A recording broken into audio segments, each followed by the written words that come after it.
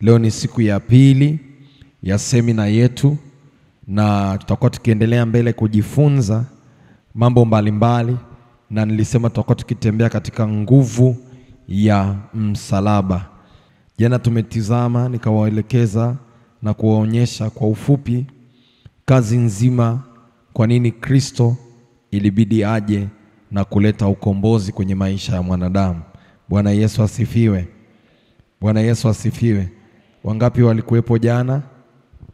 Amen. Nadhani mtakuwa mnakumbuka kile ambacho tulikizungumza siku ya jana. Tuliongelea kuhusu safari nzima ya mwanadamu kukosea, alafu ahadi ya Mungu kuweza kumuokoa mwanadamu, si ndio? Akatamka pale sura ya 3 kwamba ataleta uzao utakao mkanyaga au kumponda kichwa nyoka, na nyoka ataugonga kisigino. Tukaona kwamba akaleta ahadi kupitia Abraham, uzao mpya, akasema kutokea kwake atainua taifa, na taifa hilo atalibadilisha. Taifa hilo litabeba ahadi, na taifa hilo, kutokea kwenye taifa hilo kutakuwa na atakaye mponda adui kichwa. Bwana Yesu asifiwe. Lakini tunaona katika hiyo safari nzima kumekuwa na makosa na watu kutenda dhambi. Mungu anakuja kuongea na Yuda, anaahidi Yuda, kutoka kwako kutakuwa na mche utakaochipuka ambao utakuwa ni mche wa kifalme utakaomponda adui kichwa, na anasema sitaondoa fimbo ya utawala katika wewe Yuda. Bwana Yesu asifiwe. Baada ya hapo tukaona akazaliwa mfalme Daudi, ambaye tunamuona naye amechaguliwa na Mungu. Mungu anampaka mafuta kwa majira yale, naye anainuka kuwa mtetezi, anainuka kuwa muamuzi, na tunamuona akiinuka pia kuwa mfalme, kuwa nabii, lakini pia akiwa ni Mlawi wa Mungu ambaye ni muimbaji na mpigaji wa vyombo. Bwana Yesu asifiwe. Goliati akainuka, na tunamuona yeye kwa mara ya kwanza tunaona mtu anainuka na kupigana dhidi ya adui ya Mungu. Kwa hiyo matumaini hapo kwamba yamkini ni Daudi, lakini katikati ya hapo tunaona tena hata Daudi mwenyewe dhambi ilikuwa iko ndani yake. Biblia inasema kwa sababu mlitenda dhambi, kwa kutenda dhambi kwa mmoja wote waliingia katika hali ya kuwa wenye dhambi. Kwa hiyo kila kilichotoka kwenye, na shetani alikuwa mwaminifu sana. Ukisoma Biblia humuoni shetani akionekana popote mpaka pale ambako wanadamu amepewa msaidizi. Bwana Yesu asifiwe. Bwana Yesu asifiwe. Kwa hakuruhusu mwanadamu atoe pure, uzao ambao ni pure. Alihakikisha kwamba nimemkosesha kabla ya uzao, ili chochote atakachokizaa kiwe katika hali ya ubovu.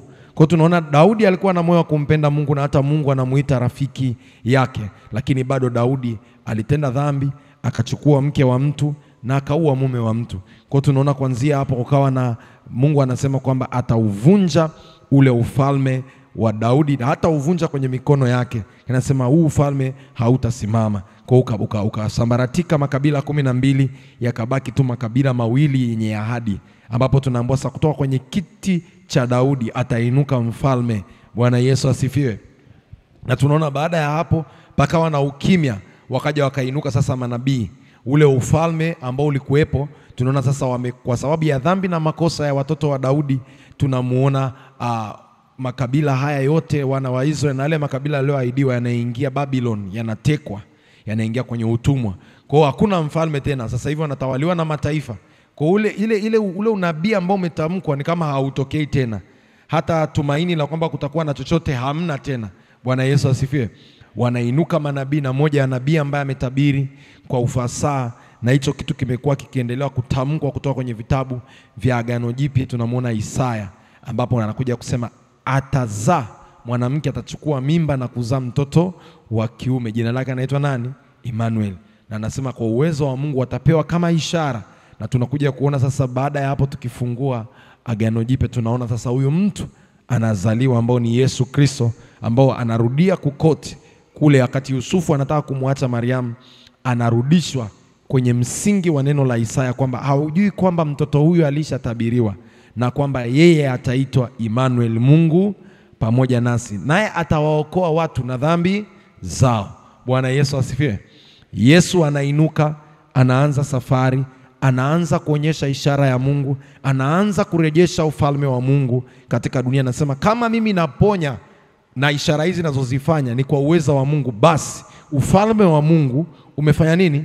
Umekuja duniani. Na kuanzia hapo anapotembea tunaanza kuona msamaha wa dhambi, ambapo watu wanajiuliza, huyu anasameheje dhambi? Yeye ni nani hata aweze kusamehe dhambi? Anasema ipi ni rahisi? Je, nimwambie umesamehewa dhambi zako, au nimwambie ukota godoro lako uende?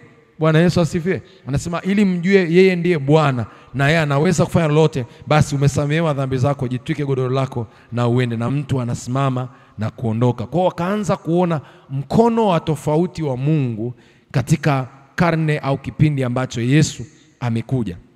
Bwana Yesu asifiwe. Lakini assignment ya Yesu haikuwa yeye kubaki duniani ili tu kufanya hiyo miujiza. Assignment yake ilikuwa ni kuturejesha tena katika ile nafasi ambayo tunastahili sisi kurejeshwa, ili yale aliyoyafanya yeye ilikuwa ni picha ya sisi tunapaswa kufanya nini. Kwa hiyo uponyaji, kufufua na vitu vyote hivyo, anasema na ishara hizi, kitabu cha Marko, zitaambatana nao watakaomwamini. Nini? Kwa jina langu watatoa mapepo, kwa jina langu watafanya nini? Watafufua wafu, watanena kwa lugha mpya, na hata wakila vitu vya kufisha havitawadhuru. Kwa hiyo tunaona hii ndio inaanza kuwa ndio promise ya kitu ambacho Mungu anataka. Ameurudisha ufalme na anatuita sasa sisi kuendelea. Sura 28 kitabu cha Mathayo mstari wa 18 na kuendelea, anasema basi nimepewa nguvu na mamlaka. Alafu anasema sasa nawaambieni nyinyi, enendeni ulimwenguni mkafanye nilichowafanyia nyinyi, mkawafundishe, mkawabatize, mkawafanye kuwa wanafunzi wangu. Bwana Yesu asifiwe. Alafu anawaambia mtapokea nguvu, kitabu cha Matendo ya Mitume 1 mstari wa 8, mtapokea nguvu akisha kuajilia juu yenu Roho Mtakatifu. Hichi ninachoagiza kufanya mtakifanya kwa ubora. Tunaona Matendo ya Mitume, tunaona anatoka watu wote mpaka kile kitabu cha mwisho ambacho anasema anaahidi kwamba atakuja kumharibu adui, ataharibu na kukunja huu ulimwengu kuwa kama karatasi, na ataleta mbingu mpya na nchi mpya, utawala wa kimungu, nasi tutatawala pamoja naye. Bwana Yesu asifiwe. Sasa nimezungumza kama summary, lakini tuangalie ni kwa nini sasa msalaba ulikuwa ni muhimu. Sasa naamini ambaye hajaja jana kwa ufupi ameelewa tuliongea nini. Sasa tunaendelea. Amen. Nguvu ya msalaba. Kwa nini msalaba? Au msalaba ulifanya nini kwenye maisha ya Mkristo? Kwa nini Yesu ilibidi aje? Na leo nitawaonyesha, Mungu akinisaidia, nina point 3 ambazo nataka nizizungumze. Kwa nini Yesu alikuja? Na Waislamu na ndugu zetu hawa wanabisha sana. Kwa nini Yesu alibidi aje kama Mungu? Kwa nini asingekuja kama Mungu? Leo tutazungumza kwa msaada wa Mungu, akitupa muda wa kutosha tutaenda. Tunazo siku za kutosha, si ndio? Unataka twende tutaratibu ili uelewe. Ukikaa na mtu utamueleza. Moja ya kitu ambacho tunakiona kwenye Biblia, utagundua kitabu kile cha Ufunuo wa Yohana sura ile ya 12 mstari wa 9. Ufunuo wa Yohana sura ya 12 mstari wa 9. Anasema yule joka akatupwa, yule mkubwa nyoka wa zamani aitwaye Ibilisi na Shetani, au danganyaye ulimwengu wote, akatupwa hata nchi, na malaika zake wakatupwa pamoja naye. Hii tunaelezewa kitu ambacho kilikuwa kimetokea huko mbinguni. Yohana amefunuliwa kitu ambacho kimetokea kule mbinguni. Nini? Shetani alikuwa anapigana na malaika mbinguni, naye akafukuzwa, akapigwa na akashindwa, akatupwa chini. Lakini tunaonyeshwa kazi yake. Biblia inasema huyu malaika anaudanganya ulimwengu. Bwana Yesu asifiwe. Alikuwa anaitwa Lucifer, ambalo ndio jina lake la hadhi. Aliposhushwa hadhi akaitwa Ibilisi. Bwana Yesu asifiwe. Kama mwanadamu alipokuwa akiitwa sura na mfano wa Mungu, alipofika mahali akakosea, ikaingia nini? Dhambi, akaondolewa kwenye uwepo na Mungu, akawa adui na Mungu. Bwana Yesu asifiwe. Kwa dhambi inakushusha kiwango. Dhambi, wote wametenda dhambi na kupungukiwa na utukufu wa Mungu. Tunatawala kwa sababu kuna utukufu wa Mungu unawekwa juu yetu, unaoruhusu sasa watu watusikilize, unaoruhusu watu watukubali, unaoruhusu watu watupokee. Tunapotenda dhambi tunashusha kiwango chetu cha utukufu. Kwa hiyo badala ya sisi kutawala, vitu vingine vinaanza kufanya nini? Kututawala. Bwana Yesu asifiwe. Ndio maana Biblia inasema na dhambi haitawatawala tena. Kwa nini? Kwa sababu mmempokea Kristo. Lakini ukiwa uko kwenye dhambi, anasema nyinyi mlikuwa watumwa katika dhambi, mlitumikishwa na namna ya zamani, namna ya kawaida za binadamu. Kwa nini? Kwa sababu dhambi mlipoipa nafasi ilishusha utukufu ambao ulikuwa nao. Bwana Yesu asifiwe. Bwana Yesu asifiwe. Bwana Yesu asifiwe. Unajua leo kisheria kitu pekee ambacho kinakuzuia wewe, ambacho kinasababisha wewe unaweza ukafanya chochote na askari wa taifa hili au trafiki, ni pale akiwa yuko katika mavazi yake. Bwana Yesu asifiwe. Pale akiwa yupo katika nini? Mavazi yake. Akiwa hajavaa kofia yake, akiwa hajavaa nguo zake, hata akuambie kitu unaweza ukakataa na unaweza ukalombana naye kama mtu mwingine. Lakini anaporudi katika nafasi yake, anaporudi katika utukufu wake, anaweza kaliambia roli kubwa ambalo linaweza kumgonga lisimame, nalo litafanya nini? Litasimama. Kwa nini tunaonewa kama Wakristo? Sababu kuna mahali tulipewa, tulipotenda dhambi. Nitakuja kurudi hapo tulifanyaje, dhambi iliingiaje, tulishaongea jana pia.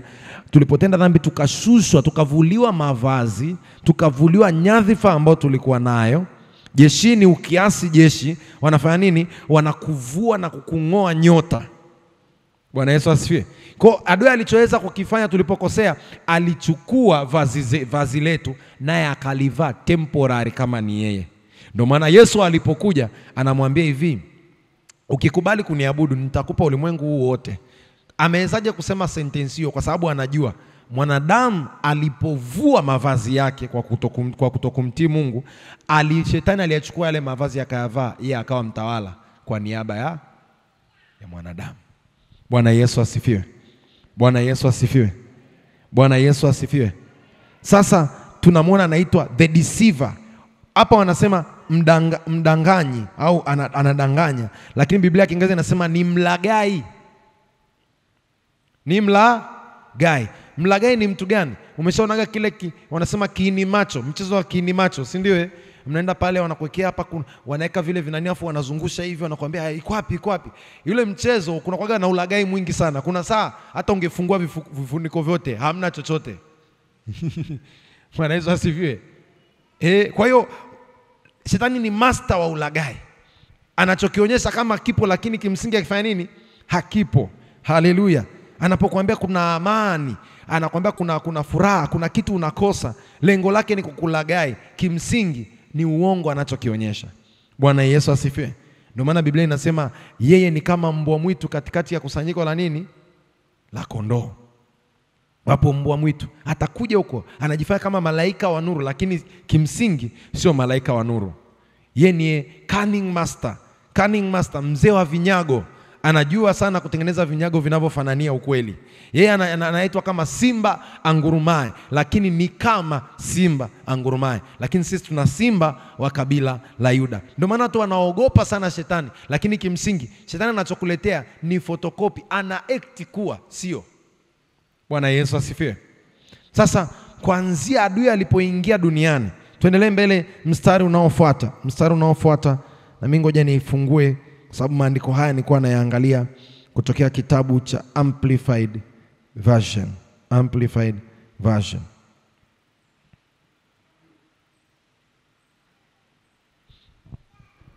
Anasema kwenye mstari wa 9 tuliotoka, anasema and the huge dragon was cast down and out, that age-old serpent who is called the devil and Satan, he who is the seducer.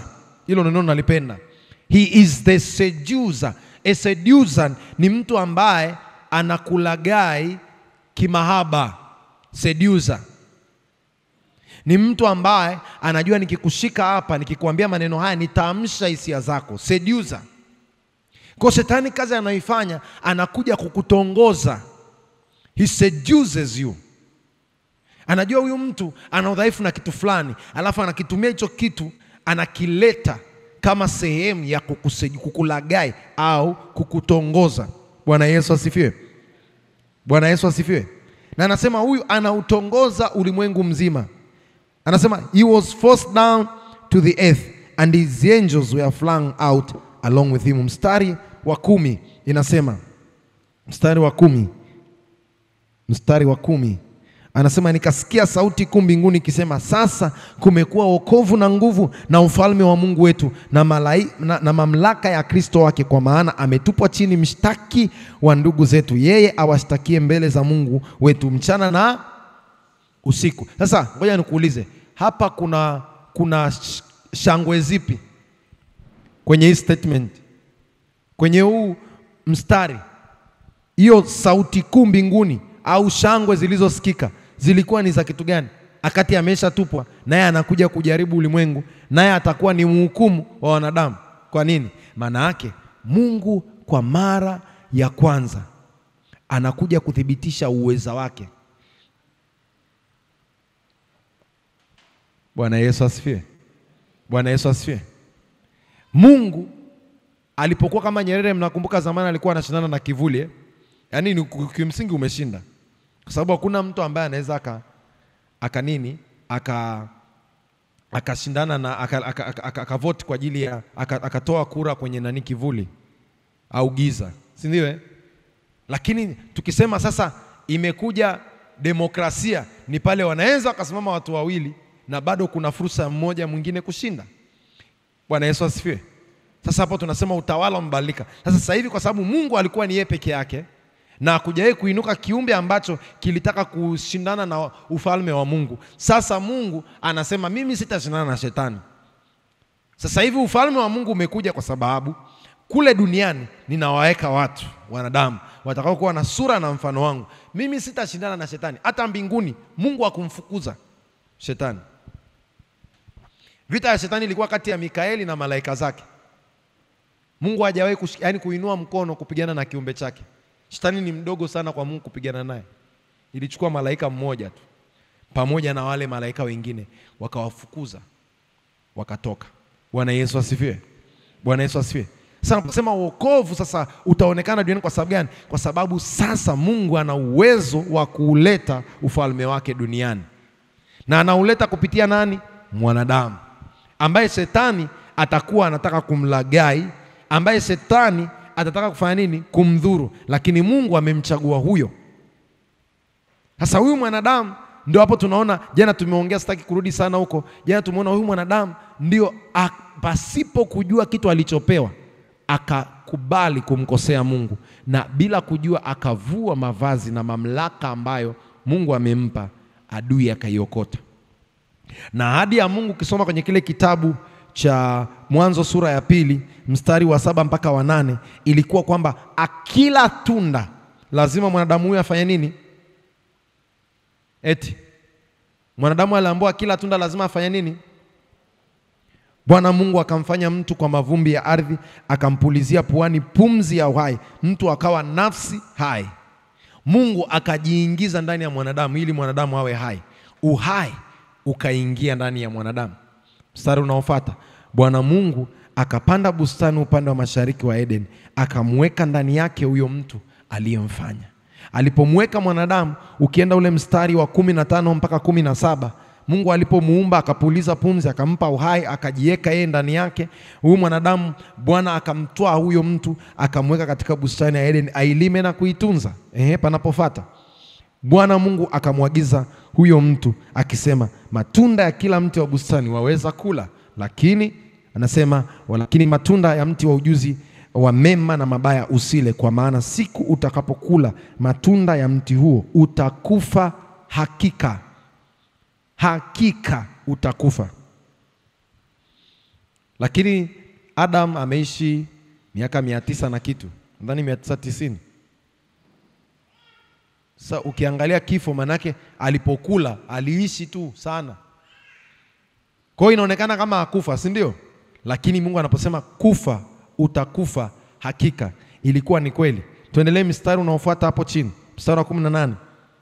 Bwana Mungu akasema, si vyema mtu hawe peke yake, nitamfanyia msaidizi wa kufanana naye. Akamtengenezea mwanamke ambaye atatembea naye. Bwana Yesu asifiwe. Bwana Yesu asifiwe. Kwa hiyo kitu ambacho kilimpa mwanadamu uhai, tukirudi juu pale mstari wa 7, kitu kilichompa uhai mwanadamu ni nini? Tuongee tu kwa sababu ni darasa, si ndio? Ni seminar. Kitu kilichompa mwanadamu uhai ilikuwa ni nini? Pumzi ya Mungu, uwepo wa Mungu ndani ya maisha ya mwanadamu, ndicho kilichompa uhai. Siku alikula tunda, hichi kitu kiliondoka. Bwana Yesu asifiwe. Bwana Yesu asifiwe. Sura ya 3 mstari wa 6 na wa 7. Mwanzo sura ya 3 mstari wa 6 na wa 7. Nitasoma kutokea Message translation. Nasema, when the woman saw that the tree looked like good eating and realized what she would get out of it, she'd know everything. She took and ate the fruit, then gave some to her husband and he ate. Anasema mwanamke alipotazama na kuona uzuri wa tunda na kile atakachokipata baada ya kula tunda, akaona ni njema kuitumia kwa ajili ya chakula, akala, akampa na mume wake. Bwana Yesu asifiwe. Kenda mstari unaofuata anasema, immediately the two of them did see what's really going on. Kwa hiyo walipokula, ghafla, Biblia ya Kiingereza inasema wakaanza kugundua nini kinaendelea. Kuna kitu kilikuwa kinaendelea, hawajawahi kukiona kikiendelea, lakini walipokula tu lile tunda, kwa sababu uwepo wa Mungu umewaacha, wakaanza kutambua vitu ambavyo hawakutakiwa kuvitambua, wakajua kinachoendelea. Bwana Yesu asifiwe. Bwana Yesu asifiwe. Alafu Biblia inasema walichokiona ni kwamba walijigundua wako uchi.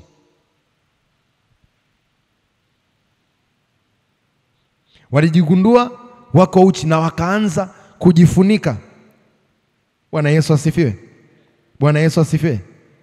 Ukienda kwenye tafsiri ya New Living Translation nasema, and they suddenly felt shame at their nakedness. Manake walikuwa uchi, lakini walikuwa waoni aibu kuwa uchi. Ila walipokula ule tunda, ghafla aibu ya kuwa uchi kawavaa.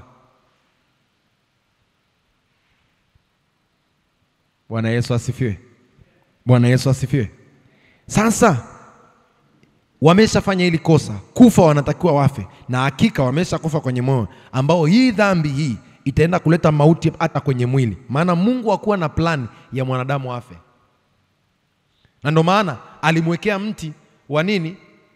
Wa uhai, wa uzima katikati ya bustani, ambapo ukila utaishi milele, na hakumnyima kula huo mti. Hakumnyima kula huo mti. Bwana Yesu asifiwe. Bwana Yesu asifiwe. Kwa Mungu alitaka tuishi. Kwa kuanzia mwanadamu alipofanya hichi kitu, mwanadamu siku zake zikapungua. Kifo kikaingia. Magonjwa yakaingia. Mwanadamu alikuwa halimi shamba. Vitu Mungu alikuwa anavichipusha vimee vyenyewe. Lakini ukiangalia pale kwenye moja ya laana ambazo ilipewa ardhi, akaambiwa kwamba utaanza sasa kulima. Utaanza kulima. Utaanza kufanya kazi ya kuhakikisha kwamba unaanza kuotesha vitu. Biblia inasema yeye alichipusha, si ndio? Mimea ya kondeni na kila kitu Mungu alivichipusha. Hakuna mtu alienda kupanda. Lakini baada ya Adam kukosea, ardhi ikaacha kufanya kazi yake. Na ardhi kitu pekee ilikuwa inatoa ni nini? Miiba na nini? Biblia inasema miiba na michongoma. Kwa miiba na michongoma ilikuwa haipo. Bwana Yesu asifiwe. Bwana Yesu asifiwe. Bwana Yesu asifiwe.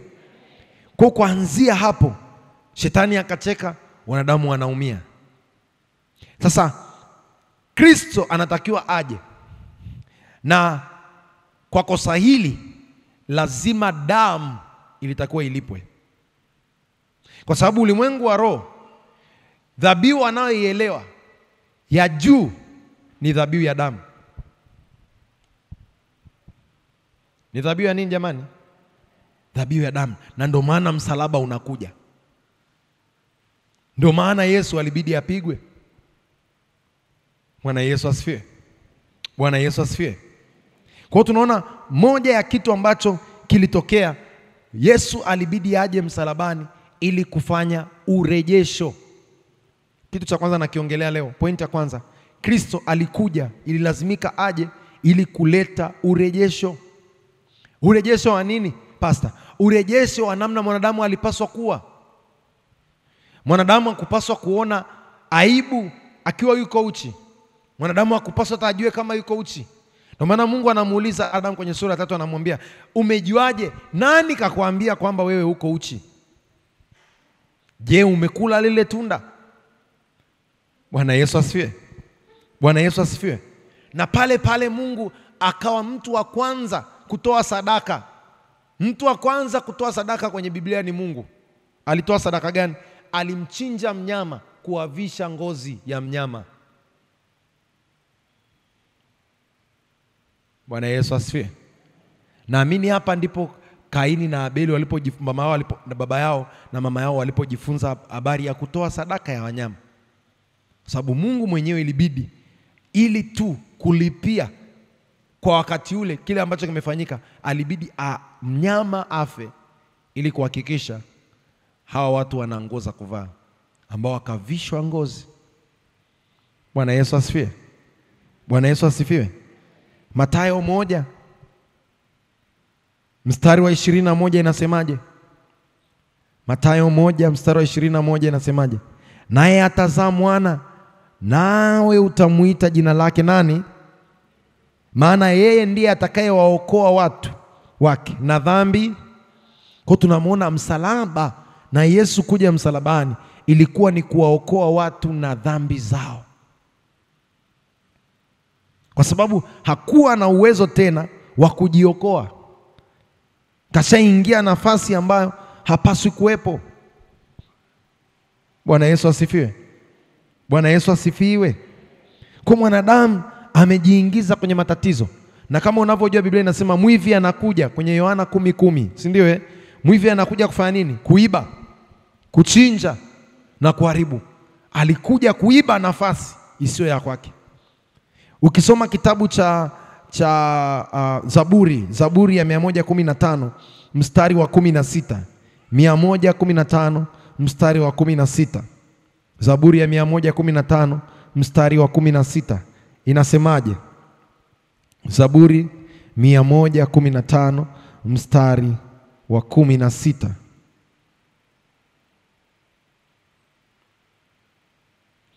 Nasema mbingu ni mbingu za Bwana, bali nchi amewapa wanadamu. Ukisoma Biblia Message Translation anasema the heaven of heaven are God's, but the earth he has given to man to rule on his behalf. Anasema mbingu za mbingu ni za Bwana, lakini dunia amewapa wanadamu watawale kwa niaba yake. Ukienda Zaburi ya 82 mstari wa 6 anasema nyinyi ndinyi miungu na wana wa juu nyote pia, lakini mtakufa kama moja ya wanadamu, mtaanguka kama moja ya wafalme. Kwa nini? Manake Mungu anachokisema, mimi niliwaweka nyinyi kwa niaba yangu. Zaburi ya 8 mstari ule kuanzia nadhani wa 7 na kuendelea anasema mwanadamu ni, kuanzia mstari wa 4 na kuendelea anasema mwanadamu ni nani hata umjali, umtazame, umemfanya kuwa punde mdogo. Bwana Yesu asifiwe. Bwana Yesu asifiwe. Punde mdogo kuliko nani? Mungu. Manake nafasi akitoka Mungu anaingia mwanadamu. Hii nafasi ndio shetani, kwa sababu yeye ni master wa kuiba, master wa kuchinja, kwa kumlaghai mwanadamu akaichukua na akaanza kucontrol ulimwengu huu. Bwana Yesu asifiwe. Ukisoma kwenye maandiko, kwenye maandiko mbalimbali utagundua namuita yeye ni mfalme wa giza hili, ni mfalme wa anga hili, ni mfalme wa dunia hii. Bwana Yesu asifiwe. Lakini hiyo nafasi ni mwanadamu amefanya nini? Ameitoa. Sasa Mungu anataka kuirudisha nafasi hii. Anasema nimekuja kutafuta kile kilichopotea. Kile kilichopotea ndio ile kelele ya bustani. Inasema nini? Uko wapi Adam? Manake kuna mahali Adam amewekwa. Biblia inasema Mungu anaona yote, Mungu anajua yote, si ndio? Sasa Mungu hawezi kumuuliza Adam uko wapi. Mungu hakuwa kipofu. Manake Adam kuna mahali aliwekwa, nafasi alipewa, haonekani kwenye nafasi. Bwana Yesu asifiwe. Bwana Yesu asifiwe. Ni kama uende jikoni. Unaenda jikoni sasa hivi unakuta mtoto alikuwa umemwambia achemshe maziwa, alafu maziwa yanamwagika. Cha kwanza tunasema fulani yuko wapi? Sio kwamba uwezi kumtafuta na umuone, ila yani unafanya nini? Mbona mambo yanaharibika huku? Wewe uko wapi? Unaacha mambo yaharibike. Kwa Adam kuna position alikuwa amepewa, ametoka kwenye nafasi na mambo yakaanza kuharibika. Mungu akiangalia dunia, ukiangalia ile sura ya 6 ya Mwanzo, anasema alipoangalia moyo wa mwanadamu akaona kwamba moyo wa mwanadamu unawaza mabaya tu. Akadhamiria ndani ya moyo wake ataua dunia nzima, ataiharibu dunia nzima kwa maji. Lakini Nuhu akapata kibali. Huyo Nuhu aliyopata kibali, katoka tu hivi kalala na watoto wake. Huyo akaanza kulima na kuanza kutengeneza pombe na kuanza kunywa. Alipolewa watoto wake kalala naye. Dhambi ikaingia. Huyo aliyopata kibali huyo. Bwana Yesu asifiwe. Kwa unaona hata wanadamu wakijitahidi, wakionekana kwenye standards za kimungu, wako kwenye nafasi fulani wanaweza katumiwa, lakini bado walikuwa wana fall short. Walikuwa wanakuwa hawatimizi, hawakidhi vigezo muda unapoendelea kwenda. Bwana Yesu asifiwe. Bwana Yesu asifiwe. Kwa Mungu anataka kurudisha hii nafasi. Wakorinto wa pili sura ya 4 mstari wa 4. Wakorinto wa pili sura ya 4 mstari wa 4. Jamani tuko pamoja? Sijamwacha mtu Amen. Wakorinto, taanza na New Living Translation. Tusome Kiswahili, anasema ambao ndani yao Mungu wa dunia hii amepofusha fikra zao wasiamini, isiwazukie nuru ya injili ya utukufu wake Kristo aliye sura yake Mungu. Hapa anasema kwenye Biblia ya Kiingereza anasema Satan, the god of this evil world, has blinded the minds of those who don't believe. Anasema shetani ambaye ni mungu wa ulimwengu huu wa uovu amepofusha fahamu na fikra za wale wasioamini ili nuru ya injili isiwazukie. Kwa nini nimeachukua ile andiko hapo mwanzo tu? Anamuita shetani kama mungu wa ulimwengu huu muovu. Bwana Yesu asifiwe. Kwa nafasi ambayo ilikuwa ya mwanadamu, ukienda kwenye Amplified anasema hicho, anasema na mungu wa ulimwengu huu amewapofusha wasioamini ili wasije wakaigundua kweli. Haleluya. Haleluya. Wa kuwazuia nuru ya Kristo isiangaze kwenye maisha yao. Hii ni nafasi ambayo tulikuwa tumepewa sisi na Mungu. Sasa Kristo alipokuja msalabani alikuwa anataka kurudisha nafasi hiyo, kuturudisha kwenye nafasi tena ya utawala. Enendeni ulimwenguni mkaujaze ulimwengu, mkatawale samaki. Hiyo ndio ilikuwa kwa nini mwanadamu ameumbwa. Hizi nyingine zote tunazifanya ni kazi, ni nzuri, tumeajiriwa, lakini mwisho wa siku Mungu alitaka tusome katika nafasi ya uongozi. Kila ambaye ni mwanadamu duniani, nafasi yako ya kwanza ni nafasi ya uongozi juu ya vitu ambavyo Mungu ameviweka kwenye nchi hii, juu ya vitu ambavyo Mungu ameviweka kwenye dunia hii. Nafasi hiyo imeondoka leo, tunateswa na vitu vingi kwa sababu tumetoka katika nafasi ambayo Mungu alikuwa anataka tukae. Bwana Yesu asifiwe.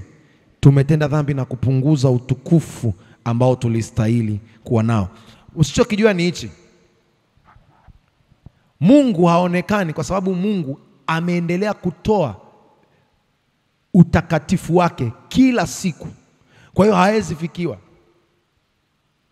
Ameendelea kutunza utukufu wake kila siku. Ndio maana hata malaika wenyewe wanaficha sura zao wasiuone uso wake. Kwa nini? Kwa sababu ametunza utukufu ambao yuko nao. Changamoto ya mwanadamu ni pale alipoanza kushusha viwango vya utukufu ambao alikuwa amepewa na Mungu. Bwana Yesu asifiwe. Waraka wa kwanza wa Yohana sura ya 3 mstari wa 8. Nilikuwa najua leo nitakimbia, lakini naona sijaweza kukimbia sana.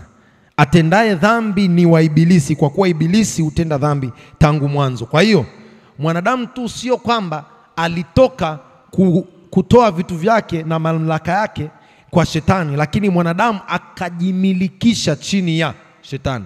Kwa hiyo atendaye dhambi amekuwa wa nani? Wa shetani. Kwa sasa huyu mtu sasa hivi amemilikiwa na shetani, ana uhalali, legal entitlement. Huyu ni mtu wangu na huwezi kunifanya chochote. Bwana Yesu asifiwe. Kwa kusudi hili mwana wa Mungu alidhihirishwa ili azivunje kazi za nani? Kazi gani? Kuondoa umateka wa mwanadamu kwenye mikono ya nani? Ya Ibilisi. Ndio maana Kristo alikuja. Kristo hakuja tu kuponya na kuondoka. Alikuja kwa kazi maalum, kuruhusu kwamba mwanadamu arudi katika nafasi yake, amnyang'anye shetani mamlaka, ayarudishe mamlaka kwa yule ambaye anastahili kuwa nayo tangia mwanzo. Bwana Yesu asifiwe. Bwana Yesu asifiwe. Ukiendelea pale kwenye kitabu cha Warumi 14. Warumi 14, nitasoma tu maandiko tu machache. Warumi 14 mstari wa 7 mpaka wa 9. Nataka tu nikuonyeshe alafu tusonge kwenye eneo jingine. Nasema kwa sababu hakuna mtu miongoni mwetu aishie kwa nafsi yake, wala hakuna afae kwa nafsi. Tafadhali umekimbia. Anasema miongoni mwetu aishie kwa nafsi yake, wala hakuna afae kwa nafsi yake. Kwa maana kama tukiishi twaishi kwa Bwana, au kama tukifa twafa kwa Bwana. Basi kama tukiishi au kama tukifa tu mali ya Bwana. Kwa Mungu anachokitafuta nini? Kuturudisha katika hali ya kuwa wa kwake. Maana yote atendaye dhambi amekuwa miliki ya nani? Ya shetani. Sasa yeye anasema tukiishi katika Bwana tunakuwa ni wa nani? Wa Bwana. Tukifa tunakufa katika Bwana. Kwa hii ndio namna ambavyo mwanadamu alitakiwa awe, aishi kwa ajili ya Bwana. Biblia inasema kitabu cha Warumi nadhani sura ya 8, anasema wote mmenunuliwa kwa damu ya thamani. Nyinyi si mali yenu nyinyi wenyewe. Nyinyi mmemilikiwa, mmenunuliwa kwa damu ya thamani. Kwa hiyo basi timizeni mapenzi ya Mungu katika miili yenu. Kwa nini? Kwa sababu nyinyi sio wa kwenu wenyewe. Hiyo ndio kitu ambacho Mungu kwanza alikuwa anakirudisha nje tu ya ile nafasi. Kwa sababu nimeshakwambia tulikuwa tumetoka kwenye nafasi, Mungu alikuja kuirudisha. Lakini pili, tulikuwa tumeshaingia kwenye umiliki wa mtu mwingine. Kwa hiyo anakuja ili aturudishe sasa tuwe mali ya Bwana. Bwana Yesu asifiwe. Bwana Yesu asifiwe. Bwana Yesu asifiwe. Waefeso 2. Hapa naweza nikasoma karibia sura nzima kwa sababu inajieleza. Waefeso 2 kuanzia mstari wa kwanza mpaka 22. Naweza nikasoma yote, ila pale ambapo nitaishia tutaenda kusoma nyumbani. Anasemaje? Nanyi mlikuwa wafu kwa sababu ya makosa na dhambi zenu. Tulikuwa katika hali ya nini? Ya kufa. Tulikuwa tunaishi ndio, lakini ndani tumekufa. Network ya somi, simu ambayo haishiki nini? Mtandao. Tulikuwa tupo tu ni kama lisimu ambalo linaweza kutumika kama tochi. Na Biblia inasema chumvi isipokuwa na ladha inafaa nini? Ni inafaa kutupwa. Simu ambayo ni kwa lengo la mawasiliano, ikiwa haishiki network, unafanyaje? Inaweza ikawa ni iPhone, inaweza ikawa ni Samsung, inaweza ikawa ni simu gani, taja makampuni mazuri kuliko yote duniani. Lakini kama haishiki network, utatafuta namna ununue simu nyingine. Kwa sababu lengo la simu, ijapokuwa inaweza kukuashia torch na kupiga picha, lengo lake ni mawasiliano. Bwana Yesu asifiwe. Mwanadamu alichokuwa kweli Biblia inasema mlikuwa na namna inaonekana kama mko hai, lakini ili hali ndani mmefanya nini? Mmekufa. Yaani nje ni lisimu lizuri kweli kweli. Yaani ukiliangalia hivi, macho manne, macho matatu nini, fresh. Lakini ukifika kwenye swala la kuzungumza, upige simu haiti. Bwana Yesu asifiwe. Kama umeshai kwenda garage, unakuta kuna gari liko zuri, siti bado ni leather, kila kitu, lakini ambaye hapa imenock engine haifai kabisa, tumejaribu hata kuiamsha iamke. Alafu kuna mkweche unalia kwichi, lakini engine iko bado iko vizuri. Kwa sisi tulikuwa ni mfano wa lile gari ambalo ni zuri, muonekano, matairi safi, kila kitu safi, lakini imenock out, hamna chochote inaweza kufanya na hiyo gari. Bwana Yesu asifiwe. Bwana Yesu asifiwe. Mmeanguka katika dhambi zenu. Hapo anasemaje?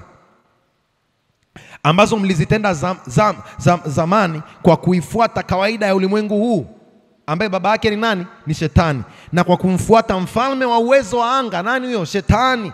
Kwa watu hawa walikuwa katika kawaida za ulimwengu kwa sababu kuwa kuna mfalme anawaongoza, na walikuwa hawana uwezo dhidi ya huyo mfalme. Haleluya. Ndio hali ya mtu anapokuwa katika dhambi. Nawaambiaga watu, unapoenda kufanya dhambi mara ya kwanza unafanya kwa maamuzi. Unapoenda kuzini mara ya kwanza unafanya maamuzi kabisa. Unajipanga, unabeba mpaka na ya kubadilisha na kila kitu, na dawa, mswaki. Unajua kabisa leo nitaenda kulala huko. Lakini ukitoka hapo, mara ya pili unaweza kufanya tena maamuzi. Mara ya tatu unaweza kufanya maamuzi. Lakini kuna level inafika, si wewe tena unafanya dhambi. Dhambi ndio inajifanya ndani yako. Kwa sasa hivi, mwanzo ulikuwa unaweza kukataa miadi ya mtu. Sasa hivi huwezi lala bila kulala na mtu. Yaani lazima, ili ulale usiku, lazima ufanye hicho kitu. Kama ni pombe, kama ni sigara, kama ni bangi, yaani huwezi lala mpaka umekigusa hicho kitu. Sasa hapo inakuwa sio wewe tena. Kama tunavyosema kwa Kristo, si mimi tena ninaishi, bali nani? Kristo ndani yangu. Hapo sio wewe tena unaishi, bali ni roho chafu inaishi ndani yako. Ni shetani anaishi kupitia wewe. Utake usitake. Mtu nimekutana naye ananiambia, yani najitahidi kabisa, najitahidi. Nenda nafanya mazoezi kabisa pastor. Nikisikia ile hali imekuja naenda nakimbia, wanasema uoge maji ya baridi, nafanya vyote, lakini mwisho wa siku hamna, kwa sababu si wewe tena unaishi. Ulipoanza mwanzo ilikuwa ni maamuzi yako. Unapoendelea inakuwa ni shetani anakutawala. Dhambi inasema gani? Kama kutekenywa. Mtu anapokutekenya mara ya kwanza ni tamu, unacheka, unafurahia. Lakini huyo mtu akiendelea kukutekenya bila kuacha, kwa dakika 5 unaumwa mbavu. Kile ambacho kwa kinakuchekesha kinageuka kuwa maumivu. Ndivyo dhambi ilivyo. Nikimwona mtu anacheza na dhambi na muangalia tu, najua kabisa huyu mfalme wa dunia hii anamtesa. Na hajajua sasa hivi anajiona ni mjanja. Anaona klabu ndio fashion. Anaona kunywa pombe ni fashion. Nipo kipindi atataka aache na atashindwa kuacha. Ipo kipindi atatamani hichi kitu ambacho kinaonekana kama ni fahari kitamchosha, na hataweza kukiacha. Bwana Yesu asifiwe. Bwana Yesu asifiwe. Unaona walikuwa wanatumikishwa na roho. Alafu anasemaje? Anasema huyo roho yule anatenda kazi katika wana wa kuasi. Shetani haezi kupata, ndio maana naambiaga tu haiwezekani ukapata ataki ya shetani kama hujafungua mlango. Kila mtu anayekuja pale ofisini namwambiaga. Na mimi najua tu labda mtu hajakubali kuwa huru kufunguka kuniambia, lakini kuna mahali anajua amechoma. Kwa sababu gani? Shetani anafanya kazi kwenye roho ya watu wenye wana wa kuasi. Kuasi ni nini? Kutokutii. Biblia inasema kwa kuasi kwa mmoja wote waliingia katika hali ya nini? Ya dhambi. Na kwa kutii. Kwa hiyo kutii ni kinyume ya kuasi. Kwa maana yake kuasi ni nini? Ni kutokutii. Kwa Adam haijalishi alikula mango, embe, chungwa, apple, hatujui ni nini, lakini alichokifanya ni kwamba hakutii. Ikafungulia mlango wa hii roho inayotenda kazi ndani ya wana wa kuasi ifanye kazi ndani ya maisha yake. Bwana Yesu asifiwe. Bwana Yesu asifiwe. Mstari wa 3 anasemaje? Anasema ambazo zamani sisi sote nasi tulienda katika hayo, katika tamaa za miili yetu. Tulipoyatimiza mapenzi ya mwili na ya nia.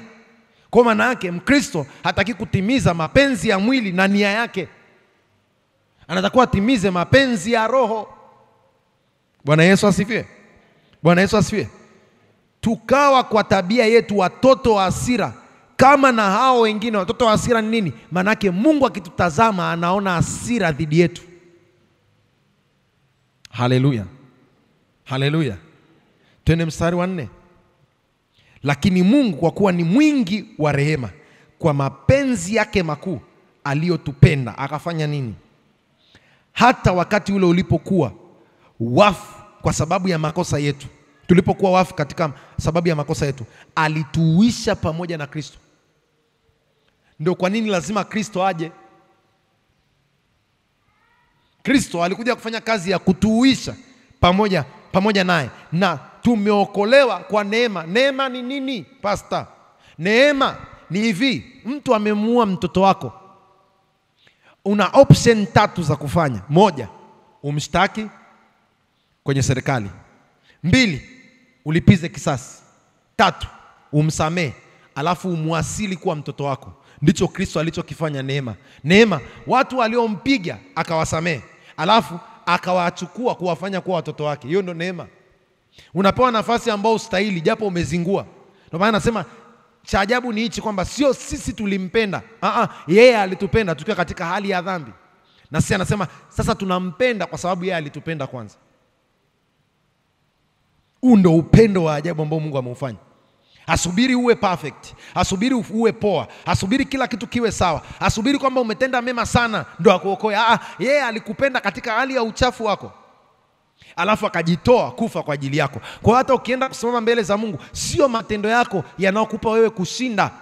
Ni matendo ya Kristo aliyoyafanya kwa niaba yako. Tuendelee mstari wa 6. Anasema akafufuka pamoja naye, akatuketisha pamoja, akatufufua pamoja naye, akatuketisha pamoja naye katika ulimwengu wa roho katika Kristo Yesu. Kwa Yesu hakutuacha duniani. Tulipokufa pamoja naye, tulipofufuka pamoja naye, akatuketisha alipoketi yeye. Biblia inasema tumeketi na katika Kristo ndani ya Mungu. Kwa sababu kwamba tumeketi, yeye amekaa hapo, sisi tuna kitu kingine. Sisi tumeketi na tukiwa ndani yake. Bwana Yesu asifiwe. Bwana Yesu asifiwe. Mstari wa 7. Ili katika zama zinazokuja audhihirishe wingi wa neema yake ipitio kiasi kwa wema wake kwetu sisi katika Kristo Yesu. Twende mstari wa 8. Kwa maana mmeokolewa kwa neema, kwa njia ya imani. Utakapomwamini Yesu kama Bwana na Mwokozi wa maisha yako, ndio unapopata neema. Nauliza watu, umeokoka? Mimi naenda kanisani tu, mimi nasali wa Kristo, babangu ameokoka, mamangu. Umeokoka. Umeingia katika njia ya imani. Umeshamwamini Kristo kwa moyo wako. Biblia inasema mtu uamini kwa moyo na ukiri kwa kinywa. Lazima niamini kabla sijakiri. Ndio maana sio kila mtu anayekuja hapa kanisani amesali sala ya toba. Kuna watu wamekuja hapa tu wamesali tu kama wimbo wa taifa, Mungu ibariki Afrika, hata moyo wake haupo. Yeye anaimba tu kupoteza wakati, ila anachokiimba hakipo moyoni. Anasema mnanikiri kwa midomo lakini sio mioyo yenu. Bwana Yesu asifiwe. Kuna mtu unamwona kabisa anakuja, sema Yesu, Yesu nakupokea, lakini ndani hajaamini. Bwana Yesu asifiwe. Bwana Yesu asifiwe. Anasema ambayo hiyo haikutokana na nafsi zetu, ni kipawa cha Mungu. Kwa hiyo neema tumeipata ni kipawa cha Mungu. Kipawa ni nini? Zawadi. Zawadi usiostahili ndio tunaita kipawa. Zawadi usiostahili. Yaani mtu umemtendea ubaya, umemuua mtoto wake, alafu anakusamee, alafu anakuasili uwe mtoto kwa niaba ya yule mtoto uliomuua. Sio kitu cha kawaida. Twende mstari unaofuata. Wala si kwa matendo mtu awaye yote ajisifu. Kwa hiyo wokovu tuliopokea sio kwa matendo.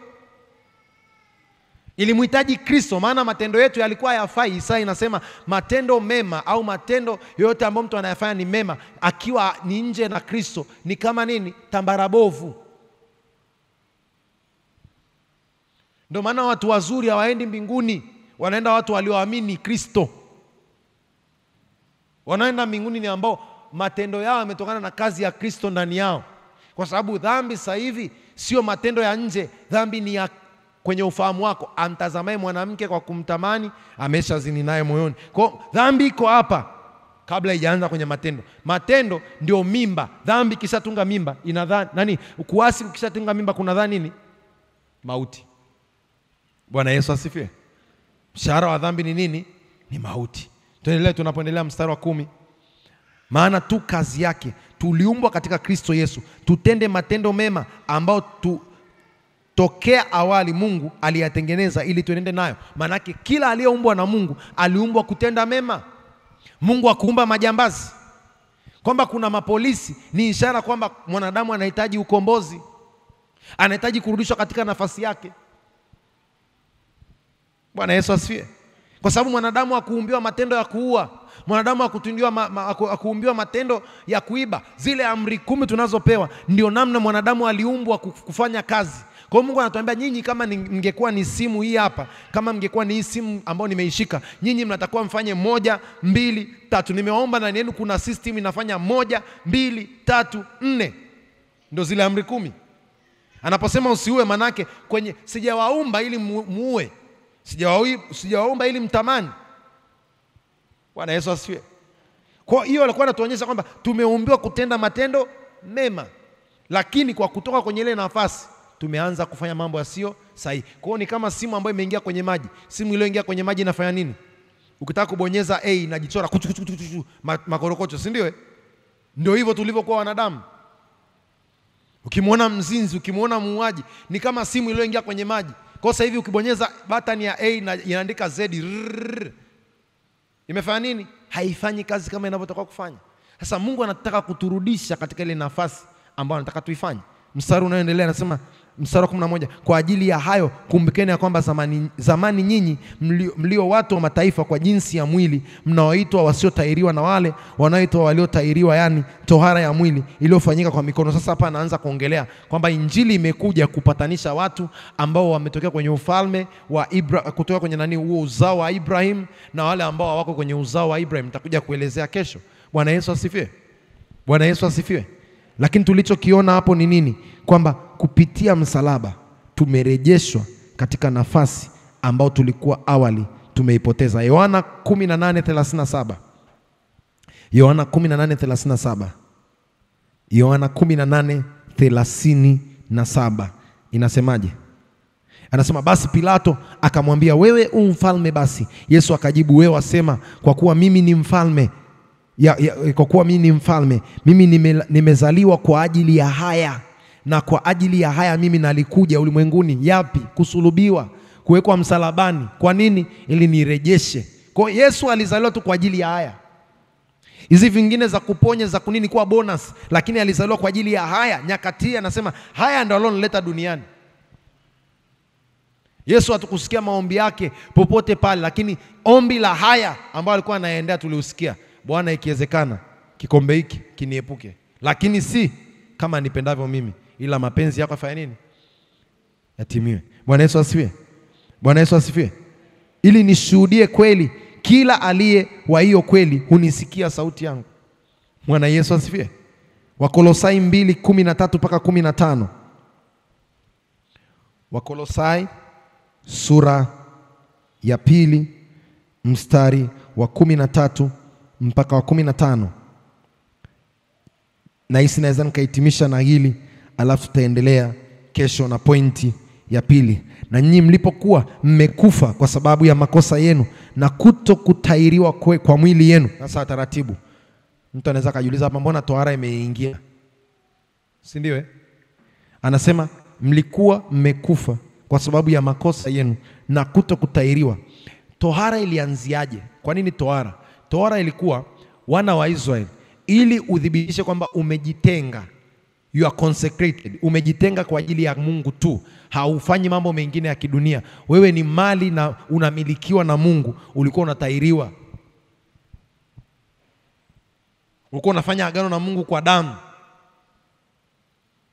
Bwana Yesu asifiwe.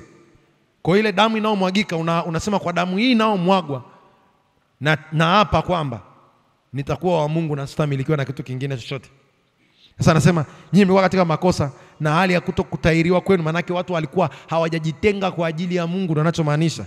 Sawa Anasema aliwafanya hai pamoja naye akisha kutusamee makosa. Kwa hiyo katika hiyo hali yetu ya ukosefu alitufanya hai pamoja na yeye. Bwana Yesu asifiwe. Akitusamee makosa. Kwa hiyo kosa la dhambi ndio lilosababisha sisi tukaacha kuunganishwa na Mungu, tukawa tumekufa.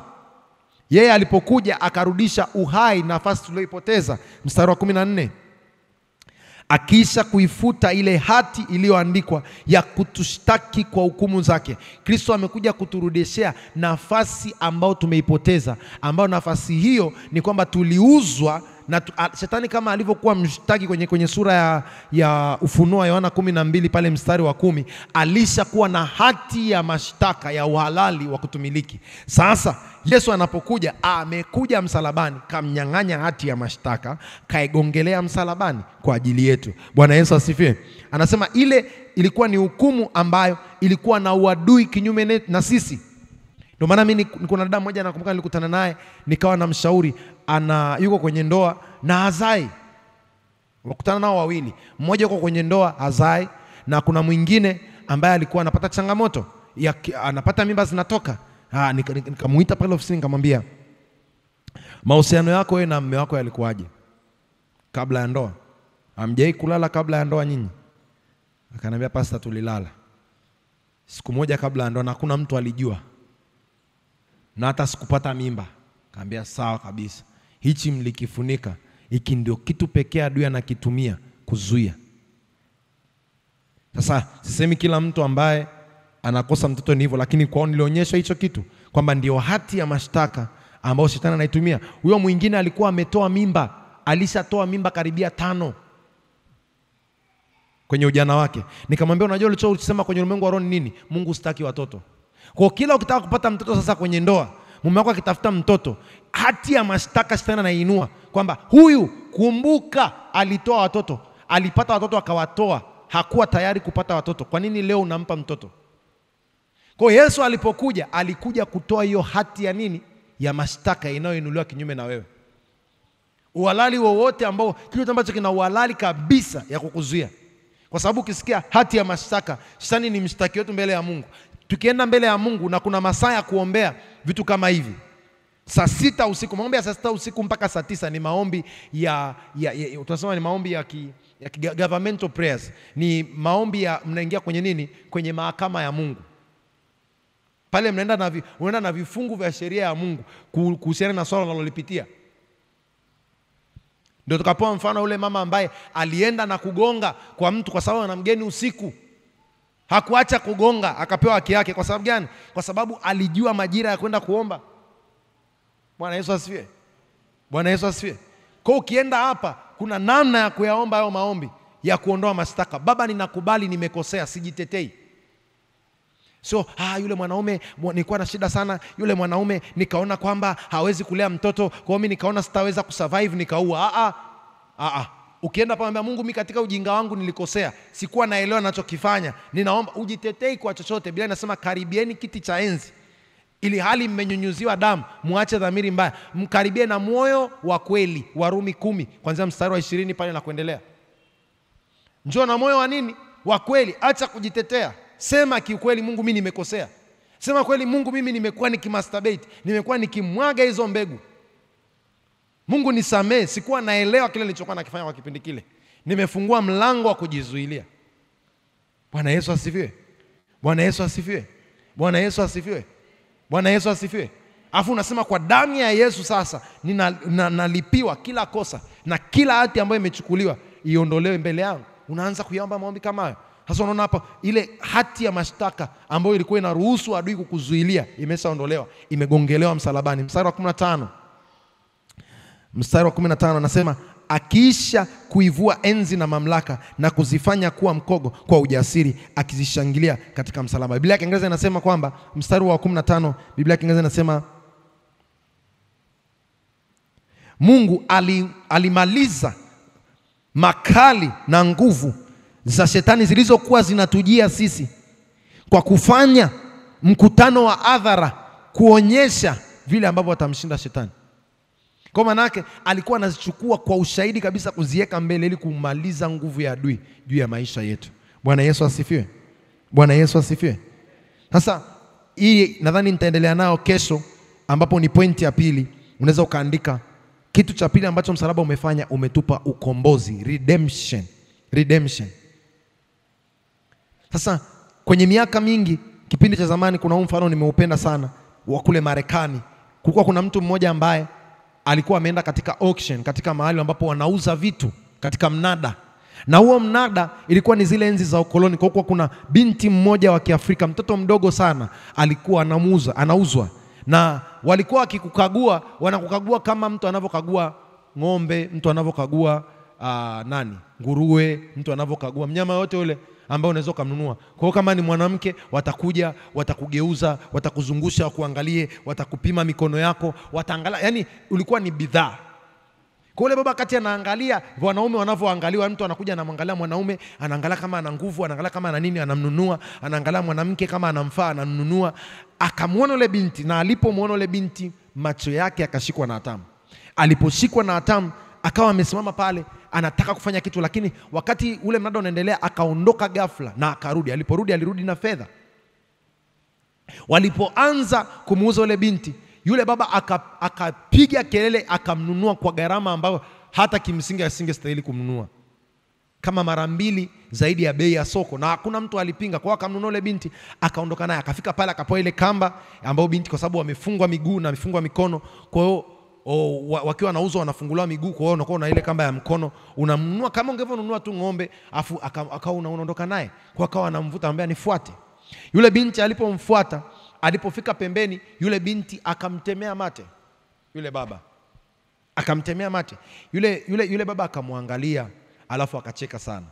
Akachukua handkerchief akajifuta, na baada ya kujifuta yule baba akamwambia, akaenda kwenye meza ya zile karatasi, akasign karatasi zote kama amemnunua, alafu akamtoa, akaenda naye mpaka nje, akamfungua zile kamba za mikono, alafu akamkabidhi zile karatasi, akasema nimekununua kukuweka huru.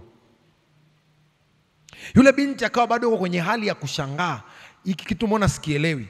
Na katika ile hali ya kushangaa na namna ambavyo kwa kitu kimetokea, yule binti akakosa nguvu, akabidi apige magoti, akaanza kulia kwenye miguu ya yule baba. Akawa anasema hivi, umeninunua kuwa huru, nitakutumikia daima. Hiko ndo kitu ambacho Kristo amekifanya kwa Mkristo. Hati za mashtaka ambazo shetani alitunyang'anya, ambazo shetani alikuwa nazo dhidi yetu, amezilipia, amezichukua, ameziondoa. Hatuna deni, hatudaiwi. Sisi sio watu watumwa tena chini ya kitu chochote. Ndio maana namshangaa Mkristo anaposema nimerudi tena kufanya dhambi. Biblia inasema mbwa ndiye anayerudia matapishi yake. Kwa sababu tumeshapewa nguvu ya kushinda hilo jambo. Tumeshapewa nguvu ya kushinda hilo jambo. Tumeshanunuliwa, tumeshawekewa uhuru mbali na hicho kitu. Changamoto watu hawajajua kwamba they are redeemed, wamekombolewa. Wamekombolewa. Sasa ndio maana wa Kristo ni jambo moja kufanya deliverance service, kukomboa mtu kama hajaokoka, na ni jambo jingine kumkomboa mtu ambaye ameshaokoka. Mtu ambaye ambaye anakombolewa akiwa hajaokoka, unamfanyia maombi, unamongoza sala ya toba. Mtu ambaye ameokoka, ili akombolewe lazima aingize neno la Mungu ndani. Anasema na muishwe, si ndio? Nia zenu, si ndio? Mgeuzwe nia zenu kwa kufanywa upya. Mnafanyaje upya nia yako? Kwamba unajua mtu mmoja anasema kuna farasi alikuwa anafungwa kwenye kiti cha plastiki, na bwana wake alikuwa anakaa kwenye hicho kiti. Kwa hiyo kila alipokuwa akijaribu kutoka hivi anaumia pua. Hivyo yule farasi kafika mahali, yule jamaa ameamka na amekiacha kiti kiko tupu cha plastiki. Bado yule farasi amekaa pale, hawezi sogea. Kwa sababu gani? Bado ufahamu wake haujajua kwamba amewekwa huru. Bwana Yesu asifiwe. Bwana Yesu asifiwe. Moja ya kitu ambacho Tanzania tumekuwa nacho pia, na Mungu atusaidie, ni kwamba tumetoka kwenye utumwa, lakini bado akili zetu Mungu anatusaidia taratibu kutoka kwenye ile hali ya kutumikishwa, bado imekataa. Bado hatujakubali kwamba tuko huru. Bado tunatembea katika hali ya kutaka dependence kwa watu ambao walishatushinda, watu ambao walishatuteka wakatuweka chini ya nyara zao. Bado leo tunaenda kuwatafutia msaada kwao, na tunajua hakuna chema kinatoka kwao, kwa sababu bado ile akili yetu bado iko kwenye utumwa tu, lakini tuko huru. Bwana Yesu asifiwe. Bwana Yesu asifiwe. Tumewekwa huru na Kristo. Tumeshanunuliwa. Tumeshanunuliwa. Tumewekwa huru kabisa. Haleluya. Amelipia kila ambacho tunastahili kwa ajili ya kuishi maisha haya. Anasema tumeishi, ametuita kuishi na kuyafanya matendo mema. Alituumbia kufanya matendo mema. Kwa nini leo tuna struggle kufanya matendo mabaya? Kwa sababu hatujajua kwamba we are redeemed. Sasa kesho nitaingia kwenye maandiko kuelezea kwa undani. Tukisema umekombolewa, umekombolewaje? Ni kitu gani umekombolewa kutoka kwenye nini? Bwana Yesu asifiwe. Ila ndo maana tunasikiliza, tunaifurahia hii siku ya Pasaka, hii wiki la Pasaka, tunafurahia kwa sababu kuna kitu cha ajabu kimetokea ndani ya maisha yetu. Tumerejeshwa kwenye nafasi ambayo tulikuwa tumeshaipoteza. Vibwengo havina nguvu ndani yetu. Wachawi hawana nguvu dhidi yetu. Hakuna Freemason, hakuna mganga, hakuna yoyote ambaye anaweza kukugusa. Kama ukilijua hili, Biblia inasema hawajui wala hawafahamu, ndio maana wanatembea gizani. Misingi ya ulimwengu imetikisika. Hiyo ni kitabu cha Zaburi 82 mstari wa 5. Kwa nini misingi imetikisika? Kwa sababu watu wa Mungu wameacha kujua ukweli wa maisha yao. Kwa hiyo shetani anatuonea kulingana na ujinga tulionao. Nakumbuka kuna story moja ya mwisho labda kwa siku ya leo, ya ndugu mmoja ambaye alikuwa anasafiri kwenda nchi za nje, na kipindi kile ilikuwa ni kusafiri na meli. Hizi meli kubwa. Kwa hiyo mnakuwa mnatumia kama miezi mnakaa huko ndani ya meli, na amelipiwa tena amelipiwa gharama kubwa tu, lakini kwa sababu ya namna amevaa, namna anajiona, alipoingia kwenye ile meli, yeye akaenda kukaa kule chini kwenye deck, sehemu ambao ni ya watendakazi, sehemu ambao wanafanyia usafi na vitu kama hivyo, ameenda kukaa huko, amekaa. Na aliposafiri, alisafiri na kopo kubwa, hot pot nzuri sana yenye viazi. Bwana Yesu asifiwe. Kwa alipoingia kwenye ile meli inatembea, watu wanakula, wanapiga, wanaongea, wana nini, aka yule mama ikifika muda wa chakula anashuka chini kule, anaenda kufungua ile hot pot yake, anakula viazi vyake.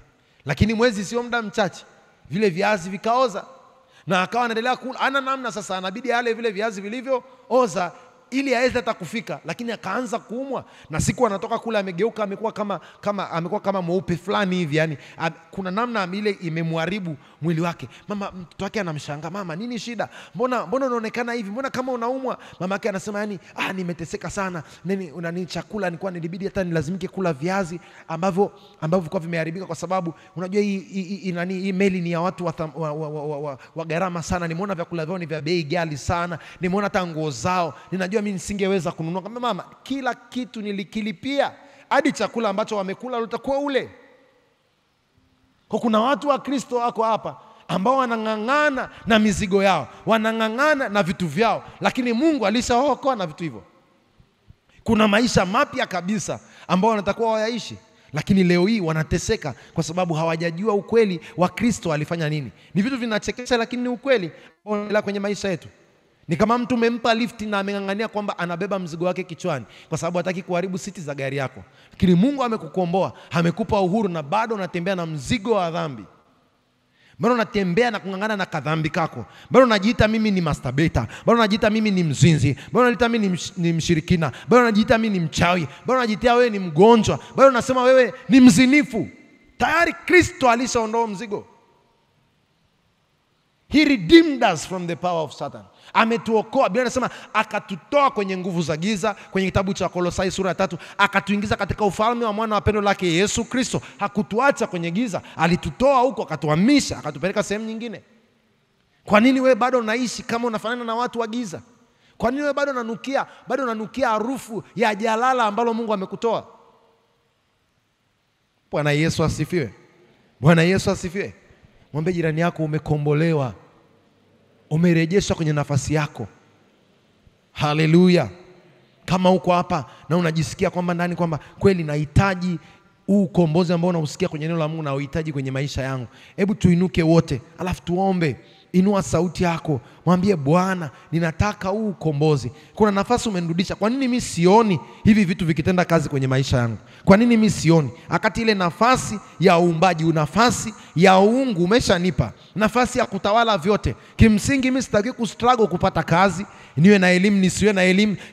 Sistahili kuteseka kwa sababu tayari umeshanifanya mimi kuwa kiongozi na umenipa mamlaka dhidi ya kila ninachokifanya. Mimi sistahili kustruggle na chochote, sistahili kustruggle na magonjwa, sistahili kustruggle na changamoto yote ambayo inaendelea kwenye maisha yangu, dhambi yoyote ambayo imekuwa ikinizinga.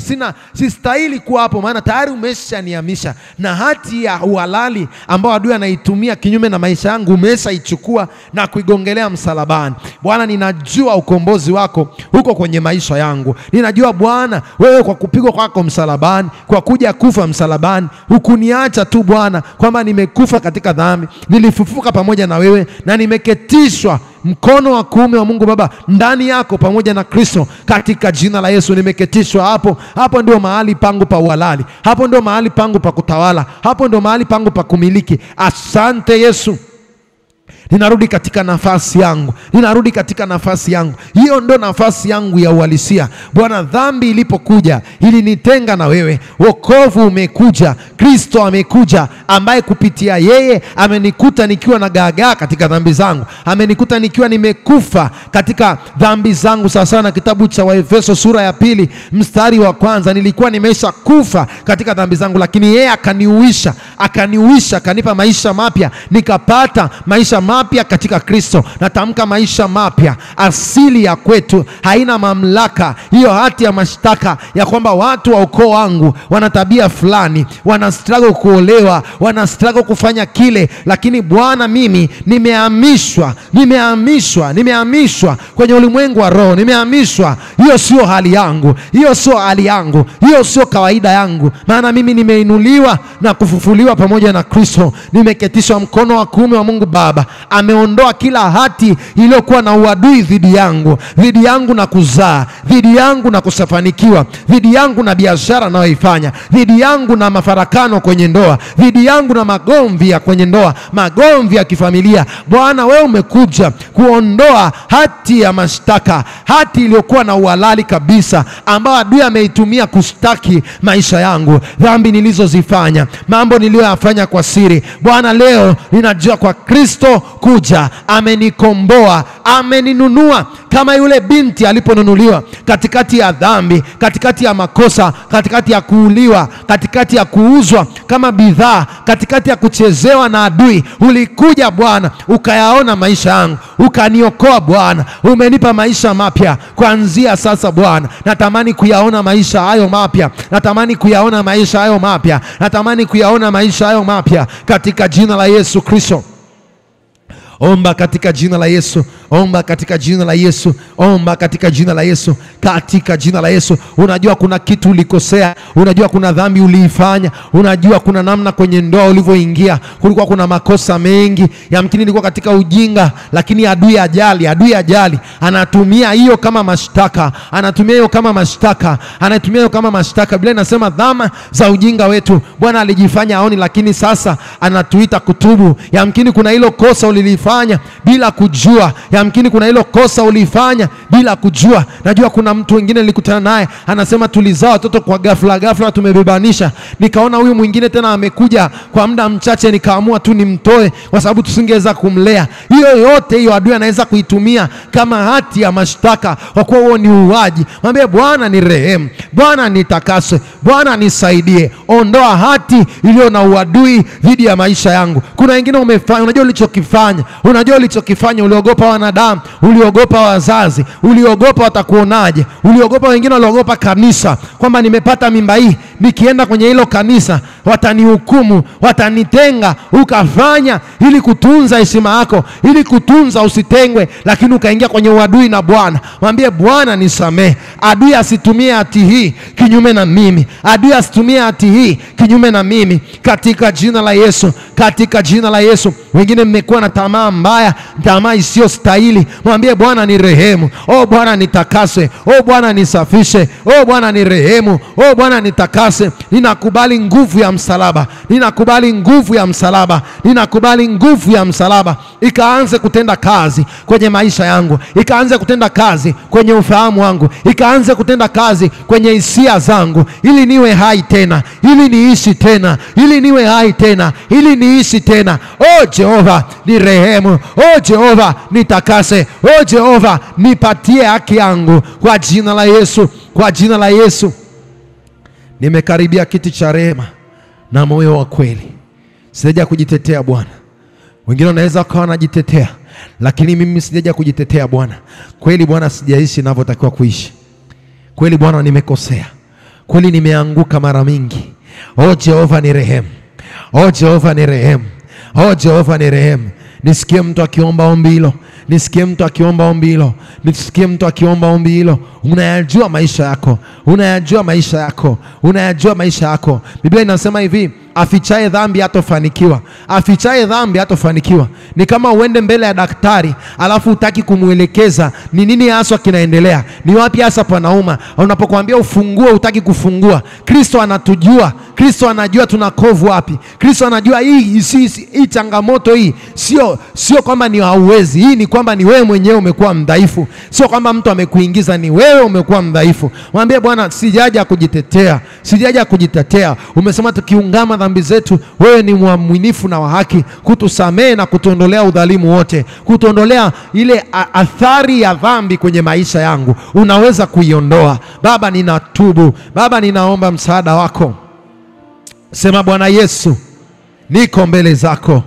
Nimejua ukweli wa neno lako kwamba umeninunua, umelipia gharama, umeondoa kila hati iliyokuwa na mashtaka kinyume na maisha yangu, umegongelea msalabani. Kuanzia leo ninaingia kwenye nafasi yangu. Ulikuja kutafuta kile kilichopotea, mwanadamu arudi katika nafasi ya utawala. Nami nimekubali, nami nimeelewa, nami niko tayari. Ninahitaji msaada wako, nahitaji msaada wako, nahitaji msaada wako. Bila msaada wako nitaanguka tena, nitakosea tena. Nimekataa kila tabia, kila kitu, kila hati ya mashtaka inayosubiria niwe na ndoa ya miaka 10 ndio iinuke kuharibu ndoa yangu. Kila hati ya mashtaka inayosubiri watoto wangu wafikishe miaka kadhaa ndio wabakwe, ndio watendewe vitendo fulani viovu ambavyo nilivifanya katika kale yangu. Jehova, ninaomba leo msaada wako. Nyosha mkono wako, nyosha mkono wako. Sitaki kuwa kama Daudi ambaye watoto wake waliishia kubakana, waliishia kuuana, waliishia kuishi maisha machafu kuliko ya baba yao. Leo Jehova, ninasimama wakati huu kuungama na kutubu kwa makosa na dhambi zangu za sirini na za wazi, nikiwa nafahamu, nisipokuwa nafahamu, nikiwa katika ujinga na baada ya kuelewa kweli yako. Ni rehemu leo, kweli yako imeniweka huru. Kila magonjwa yaliyokuja yakapata uhalali yanaachia. Kila kitu kilichowekwa kunizuia mpaka kwenye ulimwengu wa roho, kwa damu ya Yesu unaniachia. Kwa damu ya Yesu, kwa damu ya Yesu huna haki kunizuia. Kwa damu ya Yesu ninakujia, kwa damu ya Yesu ninakujia. Magonjwa ya familia, kwa damu ya Yesu ninakujia katika jina la Yesu. Matatizo ya ndoa, kwa damu ya Yesu ninakujia. Sitaachika, sitachelewa kuolewa, sitachelewa kuingia kwenye ndoa, sitachelewa kuzaa. Kwa damu ya Yesu, kwa jina la Yesu, kwa jina la Yesu, kwa damu ya Yesu. Biashara zangu hazitazuiliwa katika jina la Yesu. Kufa kabla ya wakati hakutatokea katika jina la Yesu, katika jina la Yesu. Hati ya mashtaka imeondolewa leo katika jina la Yesu. Asante Yesu kwa ukombozi wako. Asante Yesu kwa kunirejeshea nafasi niliyokuwa nimeipoteza kihalali. Inarudi sasa kwa rehema na neema yako. Mshukuru Bwana tu. Baba, ninakushukuru kwa ajili ya jioni ya leo. Ninamwombea kila mmoja ambaye ameomba sala hii, ukafanye yazidio, ya ajabu, yanayoshangaza kwenye maisha yake. Ulinzi wako wewe pamoja naye. Bwana, akaanze ku experience huyu ndugu ambaye amekuwa akisikia kizunguzungu kwa muda mrefu, amekuwa akiumwa na kichwa kisichoacha. Ninamwombea sasa Bwana, katika jina la Yesu, kama kilikuwa na uhalali kwa sababu ya kitu fulani, kwa sababu ya maagano aliyoifanya, ninamwombea sasa uponyaji kwa jina la Yesu. Na alituma neno la Bwana likuponye na kukuondoa kwenye maangamizi. Maana nalituma neno ili atuokoe. Kila mtu ambaye anasumbuliwa na kizunguzungu kisio cha kawaida, Bwana akakuponye sasa katika jina la Yesu. Kila mtu ambaye yuko hapa ambaye umekuwa ukisumbuliwa na kizunguzungu, na saa nyingine kichwa kinakuuma mpaka unaona giza, njoo nikuombee. Sogea mbele niombe na wewe. Sogea mbele niombe na wewe. Umekuwa ukisikia kizunguzungu cha kupitiliza na kichwa kinakuuma pande hizi, upande huu na huu, inakuwa inakuuma mpaka kuna saa unakuwa unayumba ukiwa unatembea. Nataka nikuombee, nataka nitamke neno la Mungu, maana akionyesha hivi kuna uponyaji anauachilia, akionyesha hivi kuna uponyaji anaachilia. Weka mikono yako, shika tu kichwa chako na mikono yako miwili, Shika tu kichwa chako. Baba, katika jina la Yesu ninalituma neno lako muda huu kwa jina la Yesu. Kila kilichokuwa na uhalali wa kucheza na maisha ya watu hawa kikaachie katika jina la Yesu. Kikaachie katika jina la Yesu. Kila nira za kifamilia, kila nira za kifamilia, kila nira za kifamilia, kila nira za kifamilia, kila nira za kifamilia, loose, loose in Jesus name. Kila roho zilizo na uhalali, hati ya mashtaka imeng'olewa, imeondolewa hati ya uadui katika jina la Yesu. Mwisho leo, mwisho leo, mwisho leo, mwisho leo. Kila mlango wa adui, kila mlango wa adui ukakuachie katika jina la Yesu. Natamka uponyaji, natamka uzima, natamka uponyaji, natamka uzima. Kwa kupigwa kwa Kristo wewe umekombolewa, umekombolewa kwa damu, umekombolewa kwa damu. Kila hali ya damu kuzidi kuliko kawaida inaachia katika maisha yako. Kila hali ya kumisbehave ya mwili huu, pressure ya macho, pressure yoyote ambayo inatafuta maisha yako, ambayo ina uhalali, natamka hati hiyo imeongolewa kwa jina la Yesu. Natamka uzima, natamka afya, natamka uzima katika jina la Yesu, katika jina la Yesu. Uzima wa Kristo kwenye fahamu zako, uzima wa Kristo kwenye kichwa chako katika jina la Yesu. Analituma neno la kuponya na kukuondoa katika kila maangamizi. Asante Yesu kwa jioni ya leo. Asante Bwana kwa uponyaji wako, ni katika jina kuu la Yesu Kristo, amen. Unaweza kumshangilia Bwana. Uko katikati yetu au hujaokoka, umesikia ujumbe huu, unasema pastor, tamani kuunganisha maisha yangu na Kristo. Nataka nione mkono wako. Nyosha tu mkono, nitaomba pamoja na wewe jioni ya leo.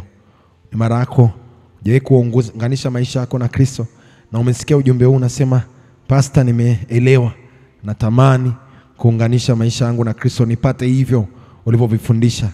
Neema iko hapa. Labda unanifuatilia kwenye runinga, unanifuatilia Facebook, unanifuatilia kwenye mitandao ya kijamii. Nataka niombe na wewe. Sema tu, Bwana Yesu, leo nimesikia habari zako na kweli yako imenivuta kwako. Ninakuomba kanipe maisha yako. Badilisha maisha yangu ya dhambi na maisha yako ya utakatifu. Ondoa maisha yangu ya kukosea, nipe maisha yako ya haki. Nihesabiwe haki bure, nisiwe na hukumu katika jina la Yesu. Asante Bwana kwa kuanzia leo nimepokea pumzi yako ya uhai, nami nimekuwa nafsi hai tena. Nitaishi kwa ajili yako, nitakutumikia siku zote za maisha yangu katika jina la Yesu, amen. Baba, neno lako linasema hakuna hukumu tena kwa wale walio ndani ya Kristo. Kila roho ya kujihukumu, kila roho ya kujisikia vibaya, kila roho ya aibu ambao Adamu aliona na mke wake, macho yao yalipofunguliwa wakagundua kwamba wako uchi, wakaona aibu. Bwana, nakuja mbele zako nikiomba kila aibu, labda hata ametenda matendo mabaya, labda amekuwa akijiuza barabarani na anasema nitakuwaje na ujasiri tena wa kusema nimeokoka. Bwana, natamka aibu ikaondolewe kwenye maisha yake. Aibu iliyoletwa na dhambi na makosa aliyoyafanya, natamka leo Bwana unaondoa hiyo aibu. Unamvika ujasiri, unamvika vazi la sifa, vazi la upendo. Unaondoa vazi la majivu na maombolezo katika maisha yake. Hukumu haina nafasi kwenye maisha yako katika jina kuu la Yesu Kristo, amen. Amen. Ubarikiwe unapoendelea kutufuatilia.